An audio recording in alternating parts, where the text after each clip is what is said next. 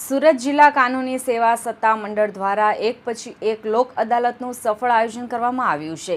National legal service authority અને supreme court of ઇન્ડિયાના આદેશ મુજબ ગુજરાત રાજ્ય કાનૂની સેવા સત્તા મંડળના માર્ગદર્શન હેઠળ આ લોક અદાલત યોજાઈ હતી.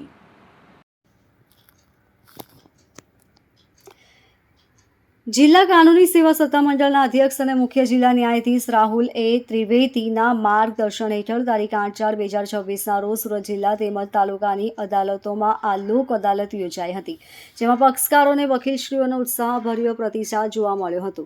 આ લોક અદાલતમાં મોટર વાહન અકસ્માતના કુલ 14 કેસોનો નિકાલ કરવામાં આવ્યો હતો, જેમાં એક કેસમાં કુલ 43 લાખ અને બીજા એક કેસમાં 39 લાખનું સમાધાન નોંધાયું હતું. કુલ મળીને મોટર અકસ્માત કેસોમાં મોટી રકમના એવોર્ડ આપવામાં આવ્યા હતા, તેમજ ચેક બાઉન્સના કુલ 509 કેસોનો નિકાલ કરીને નોંધપાત્ર વસૂલાત કરવામાં આવી હતી. ખાસ કરીને દક્ષિણ ગુજરાત વીજ કંપની લિમિટેડના 2019ના એક દાવામાં કુલ 1,43,00,000નું સમાધાન કરવામાં આવ્યું હતું.